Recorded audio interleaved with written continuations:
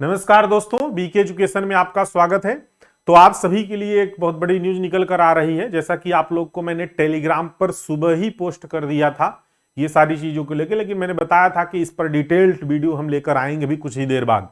तो यहां पर जो है एक रीट डाली गई थी, यानी याचिका डाली गई थी, और इस संबंध में डाली गई थी कि डिपार्टमेंट फिल करने के लिए, यानी कि जैसे जब वैकेंसी आई थी तो वैकेंसी में 3 बार अलग से 3 बार जो है वैकेंसी में वृद्धि की गई थी, यानी कि शुद्धि पत्र के साथ जो है वो जो है वैकेंसी में वृद्धि की गई थी।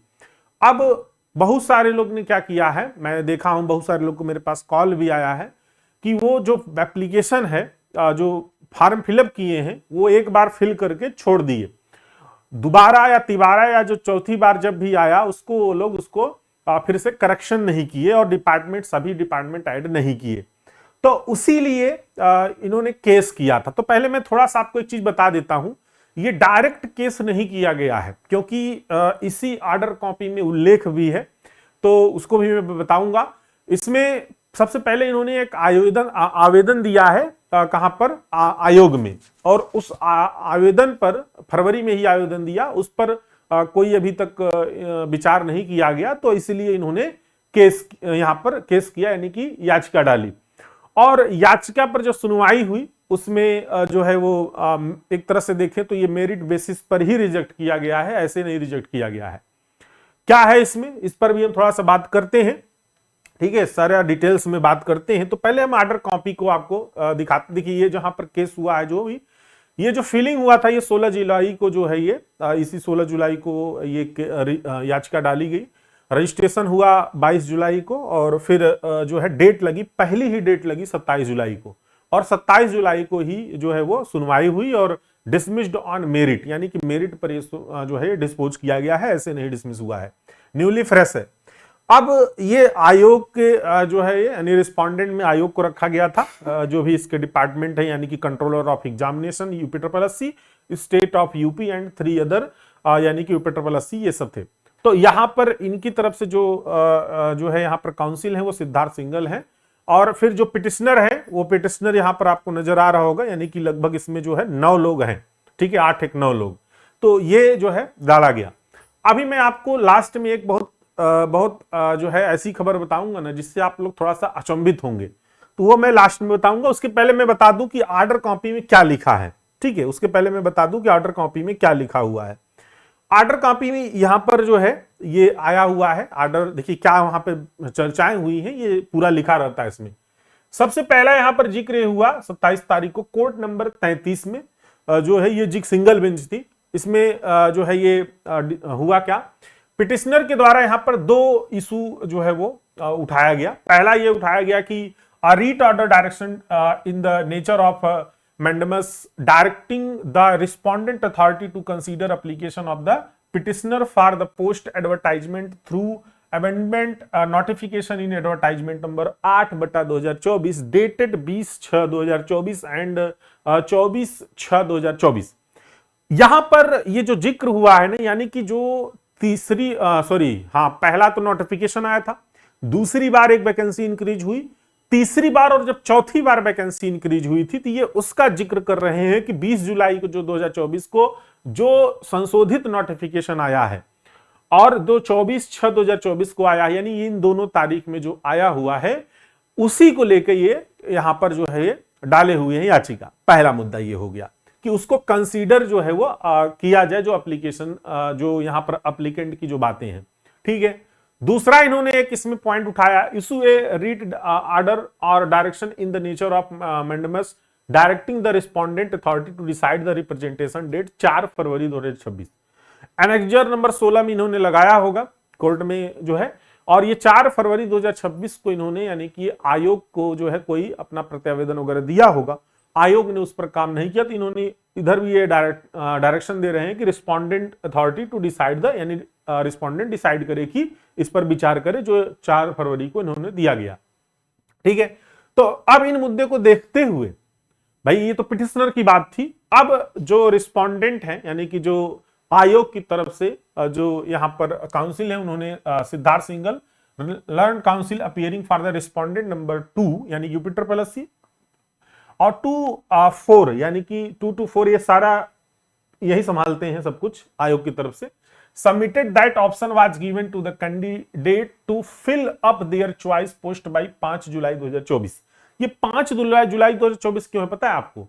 क्योंकि जो लास्ट में जो आया था करेक्शन उसके लिए, मतलब जो फॉर्म आया था लास्ट में जो संशोधित होकर वैकेंसी इंक्रीज करने के लिए, तो उसमें जो है ना स्पष्ट रूप से लिखा था कि करेक्शन की जो तिथि है वो 5 जुलाई 2024 है और तब तक आपको सारा कुछ चेंज कर लेना है। But said option has not been exercise by the petitioner, यानी पिटिशनर के द्वारा कोई भी उसमें संशोधित नहीं किया गया क्योंकि बाद में ये 5 जुलाई तक इनको मौका दिया गया था। Have already participated in the exam, और ये एग्जाम में भी ऑलरेडी पार्टिसिपेट कर गए हैं। अब इनका कहने की मतलब था कि अगर ये नहीं सबमिट हुआ था, ठीक है, नहीं इन्होंने किया था, एक तरह से अगर देखें तो एग्जाम से पहले ही ये केस कर लिए होते। अब एग्जाम में भी पार्टिसिपेट हो गए हैं, उसके बाद ये चीज कर रहे हैं, तो इन्होंने ये जिक्र किया। फिर इन्होंने कहा learn council for the petitioner submitted that very short time, ये पिटिशनर के काउंसिल बोल रहे हैं कि बहुत कम समय दिया गया, ठीक है। And petitioner could not take option as provided by the selection commission, यानी कि बहुत कम समय दिया गया और पिटिशनर जो है वो जो है अप्लाई नहीं कर पाया, यानी कि उनको समय कम मिला। ठीक है, चलिए भाई, समय कम मिला। अब यहां पर सिंस 2 ईयर, अब यहां पर देखिए जरा, since 2 year have passed the petitioner have participated in the examination, no relief can be granted to the petitioner. ये बात कही गई जो है काउंसिल के द्वारा, किसके? विपक्षी यानी रिस्पोंडेंट के, कि भाई 2 साल बीत चुका है और पिटिशनर एग्जाम में भी पार्टिसिपेट कर गए हैं और इनको रिलीफ जो है वो न दिया जाए, ठीक है, पिटिशनर को। तो यहां पर the writ petition lack merit and dismissed. अब ये ऐसे नहीं डिसमिस किया गया, पता है आपको क्यों नहीं? देखिए यहां पर ये भी दिखाया गया होगा, जो आप जब नोटिफिकेशन देखते ही, मैं लास्ट वाला सबसे दिखा रहा हूं, लास्ट में जो आया था इंक्रीजिंग वाला, ये देखिए, ये 24 जून का जो उन्होंने जिक्र किया है वहां पर, ये देखिए 20 जून का जो जिक्र किया है, दोनों जो यहां पर इंक्रीज हुए थे, सीट इंक्रीज हुए थे, उन दोनों को अगर आप देखते हैं नोटिफिकेशन को, तो लास्ट में इसमें स्पष्ट रूप से क्या लिखा हुआ है, लास्ट में मतलब जहां पर ये नोटिफिकेशन समाप्त होता है उसमें लास्ट में क्या चीज लिखा गया, पहले इसको ध्यान से पढ़िए। और इसको हम तो कहते हैं कि केस करने से पहले इसको भी इनको ध्यान से पढ़ना चाहिए था। पढ़े भी होंगे लेकिन सोचे होंगे कि भाई चलो ठीक है, कर ही देते हैं, क्या पता मिल ही जाए। लेकिन जब यहां पर स्पष्ट रूप से कह दिया गया है चीजें, जरा समझिए, इसको पढ़िए, यहां पर क्या लिखा हुआ है स्पष्ट रूप से देखिए। यदि इस शुद्धि पत्र के निर्गमन के पूर्व आवेदन अंतिम रूप से सबमिट कर चुके किसी अभ्यर्थी द्वारा उपरोक्त प्रक्रिया के अनुसार नवीन पदों के विकल्प चयन एवं वरीयता का अंकन नहीं किया जाता है, तो ऐसे अभ्यर्थी का विचारण उसके द्वारा पूर्व आवेदित पदों वरीयता के अनुसार ही किया जाएगा। जो आपने वरीयता पोस्ट प्रेफरेंस भरा है और जो पद आपने भरा है, वो जो आपने पहले भरा है उसी के अनुसार आपको जो है ये दिया जाएगा। आयोग द्वारा आवेदन में संशोधन की अंतिम तिथि के उपरांत इस शुद्धि पत्र के माध्यम से विज्ञापित नवीन पदों व उनकी वरीयता के संबंध में कोई भी प्रत्यावेदन या आप प्रत्यावेदन देते हैं उससे भी कुछ नहीं होने वाला है। दावा करते हैं, जैसे आपने ये केस किया और दावा भी किया, दावा भविष्य में स्वीकार नहीं किया जाएगा। अब ये इसी में नहीं लिखा है, आप कोई भी ले लेंगे, जैसे हम मान लीजिए ये वाला लेते हैं, इसमें भी यही चीज लिखा हुआ है। आप कोई भी लेंगे, सभी नोटिस में सेम चीज लिखा हुआ है, कोई भी ना चेंज हुए। ये देखिए, कोई भी आप लेते हैं, चाहे जो लें आप, सब में सेम चीज लिखा हुआ है, कोई भी नोटिफिकेशन। तो जब स्पष्ट रूप से नोटिफिकेशन में कोई चीज लिखा होता है कि दावा भी नहीं स्वीकार किया जा सकता, जैसे आप कोई बीमा कराते हैं ना, तो बीमा में नीचे टर्म्स कंडीशन लिखा होता है, तो वही चीज यहां पर भी लिखा हुआ है। तो इसलिए हम तो कहते हैं कि करने से पहले भी आपको सोचना चाहिए था, क्योंकि ये पैसा एक तरह से आपका बर्बाद हुआ। अब हम बात करते हैं कि क्या इसमें नया है, क्या नया है, थोड़ा सा आपको दिखाते हैं।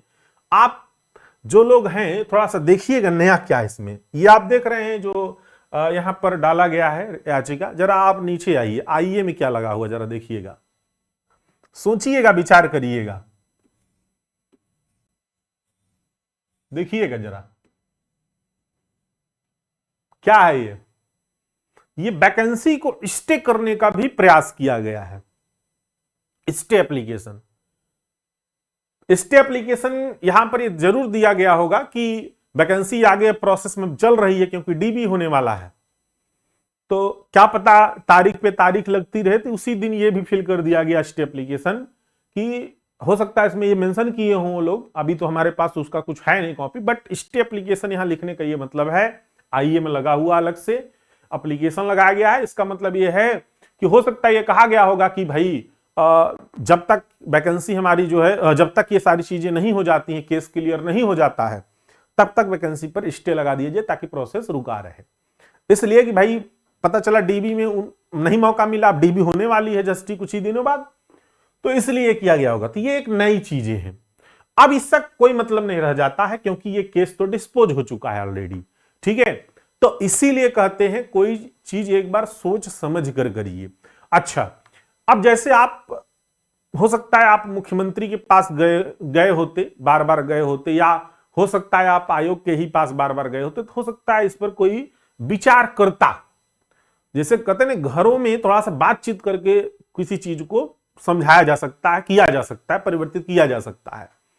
लेकिन अगर आप उसको आप जब ठीक है चलो भाई अब कोर्ट ही कोर्ट खेलेंगे, तो फिर कोर्ट में तो जो कोर्ट, अब देखो अब इससे क्या नुकसान पता है आपको, यदि आप मान लीजिए मुख्यमंत्री के यहां जाते, हो सकता है मुख्यमंत्री विचार कर लेते इस पे, माननीय मुख्यमंत्री जी विचार कर लेते, हो सकता है, या आयोग पर कुछ आता तो कर लेता, हो सकता है। तो अब तो आप तो ऑर्डर कॉपी लेके चले आए, अब तो इसमें ऑलरेडी जो है वो डिसमिस लिखा हुआ है, तो अब तो और कुछ नहीं हो सकता है, अब सब कुछ खत्म, अब और कुछ नहीं हो सकता। इतना बस समझिए अब कि पोस्ट प्रेफरेंस वरीयता जो है या ये डिपार्टमेंट ऐड करने एक सिस्टम कुछ नहीं आने वाला है, क्योंकि आप ऑलरेडी, क्या ये कॉपी आयोग के पास नहीं जाएगी? जाएगी। तो स्वाभाविक सी बात है कि जो चीजें थी आप बातचीत करके कर सकते थे शायद, वो चीजें अब आप ऑर्डर से नहीं कर सकते हैं। ठीक है, चलिए थैंक यू सो मच। इस वीडियो को आप लोग ज्यादा से ज्यादा शेयर करिए, और आज शाम 7:30 बजे आप सभी के लिए हम एक लाइव सेशन रखे हैं, जिसमें जो भी आपके डाउट हैं डॉक्यूमेंट से रिलेटेड वो आप पूछ सकते हैं और सही जानकारी दी जाएगी। यदि नहीं सही जानकारी रहेगी तो आपको होल्ड कर लिया जाएगा, जानकारी उपलब्ध करा के तब आपको उपलब्ध कराई जाएगी। ठीक है, तो सभी लोग 7:30 बजे शाम को लाइव जरूर जुड़िएगा। जो भी आपके क्वेश्चन हैं वो आप पूछ सकते हैं, या फिर आप व्हाट्सएप भी कर दीजिए, टेलीग्राम भी कर दीजिए, तो हम आपके क्वेश्चन का जवाब दे देंगे लाइव में। Thank you so much. Video को एक बार शेयर कर दीजिए, लाइक कर दीजिए। Thank you so much. फिर मिलते हैं, तब तक के धन्यवाद। बने रहिए और जो भी सटीक जानकारी आपको देंगे। और जल्द ही हम वीकली टेस्ट का भी एक प्लान कर रहे हैं, जिसमें आपको हर हफ्ते यानी कि संडे को आपको टेस्ट करवाएंगे, जिससे आप लोग का थोड़ा सा चीजें बूस्टअप हो। चलिए थैंक यू सो मच। फिर मिलते हैं, तब तक के लिए धन्यवाद।